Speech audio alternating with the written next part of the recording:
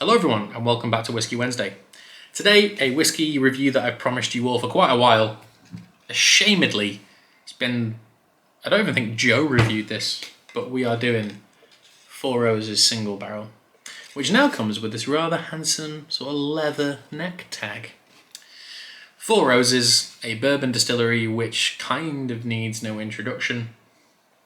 Buffalo Trace may be the most awarded whisky distillery in the world, and I really like Buffalo Trace products, but the really rare, fun stuff is becoming more expensive and more difficult to get hold of. This is not. I picked this up the other day. It was on an offer in a specialist retail shop for £45. This is 50% alcohol, and what I assume is probably 6 to 8 years old. As a single barrel, obviously it is all one age. But the fun of Four Roses and all the fun stuff they do, they can produce, Brett Elliott, I suppose, can produce not in excess, but 10 different whiskey, not in focus there, 10 different mashes, because what it is, they've got 5 different types of yeast and 2 different mash bills. Yeah, 5 different yeast strains and 2 different mash bills. God bless this little hang tag. And I love the fact all Four Roses bottles are different. I don't have the regular one up here with me, or the small batch reserve, but I love this bottle. Look how much it stands out. It looks so much smaller than 70 centilitres, but it still has that beautiful Four Roses embellishment on it. Just going to get that out of the way. Single barrel bourbon, obviously a very important thing in the grand scheme of whiskey. There's literally a myriad, 10,000 plus different options when it comes to single barrel bourbon. Wild Turkey Rare Breed is a particularly exceptional example of it, but so is this. This isn't cask strength, but it's still a beautiful high strength. It is a wonderful colour, and to smell, literally makes all of the bourbon geek inside of me just explode with joy. Some of the highest reviews I've ever given to either virgin oak or ex-bourbon cask matured whiskies.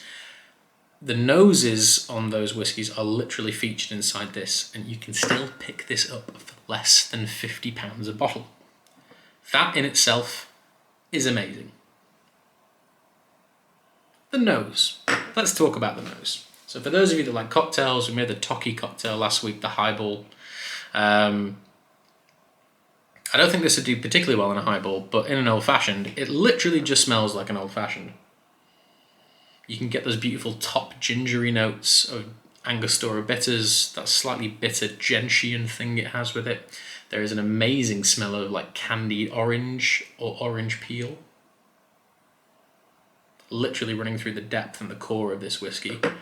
Buttery corn, maple syrup, candy corn. The 3 times that I've had it, I remember it vividly when I was in America and Canada. All of the toffee you could ever want. Manuka honey, thick, rich, spoon coating honey. Freshly buttered toast. There's a yeasty note in this, which is very reminiscent of brioche bread.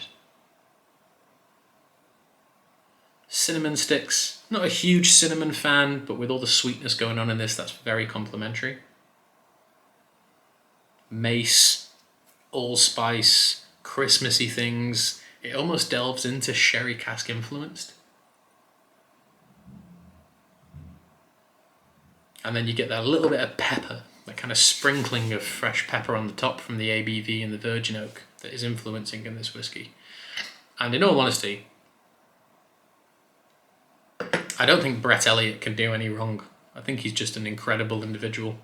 If you all want to know what batch I'm particularly drinking, it is from Warehouse AN, and it is bottle 60-4N. I don't know if a light will pick that up too well, but there it is. That's the one I'm drinking. This has been open for about 2 weeks, and I've already drank a couple of neat samples of it and used it in an old-fashioned. And a Manhattan, actually. It blew my mind in a Manhattan. But I could literally smell that all day. And underneath all of this kind of classic bourbon sweetness, there is some wonderful exotic notes of like passion fruit and mango and pineapple. So a truly incredible whiskey to nose for below 50 quid. If you've never tried this whiskey and you like bourbon, or even if you just like vaguely like bourbon, this and Wild Turkey Rare Breed, excuse me, lunch is repeating on me there. I honestly don't know how you can beat them for the money. It's almost impossible to beat them for the money.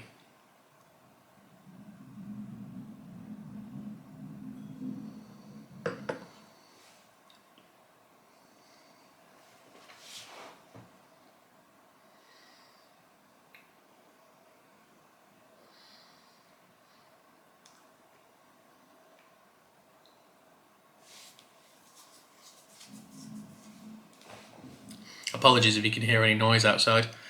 All my neighbours are bringing their bins in, literally all at the same time. Okay. Palate-wise, there's a lot to talk about with this. So, the initial wave for a 50% product, very delicate, very nuanced. In the same way, and some of you may not agree with this, texturally, and for £100 less a bottle, it arrives in the same way as Johnnie Walker Blue Label, and it's 10% stronger in alcohol, and significantly younger. It's silky, it's elegant, and has this very gentle toasted oak warming quality to it. As the flavour begins to kick in, we have classic bourbon things. There's caramel, there's toffee, there's vanilla. There's no real fruity element to it. It comes across as more sweet and oak driven. Toasted oak, kind of peppery, slightly bitter. Again, we're dipping into that kind of gingerbready, gentian, Angostura bitters thing. I don't know how long it was since I swallowed that, probably a good 30 seconds, but I can still taste it. And the taste of it is brown sugar, maraschino cherry, maraschino liqueur, nice, thick, kind of syrupy, sugary things. Gingerbread. Creme brulee, probably one of my favourite desserts of all time, and that richness and that you still get that kind of sharp tang of sugar with rich vanilla-driven custard.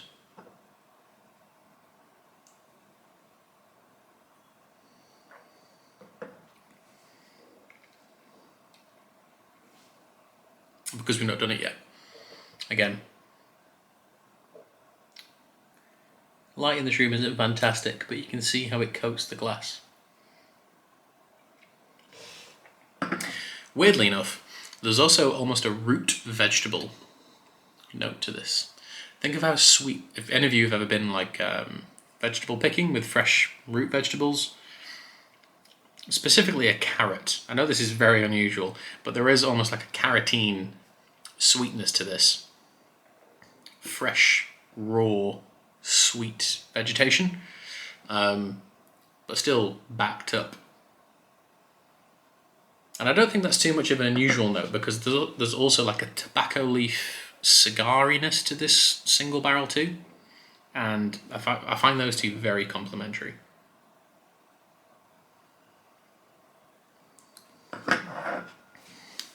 This is an exceptional whiskey. It's an exceptional single barrel product. It's an exceptional bourbon. Obviously that comes with a caveat in the sense that it's a single barrel. So when it runs out, it's gone. And it's really difficult to sit there and go, this whiskey is a 10.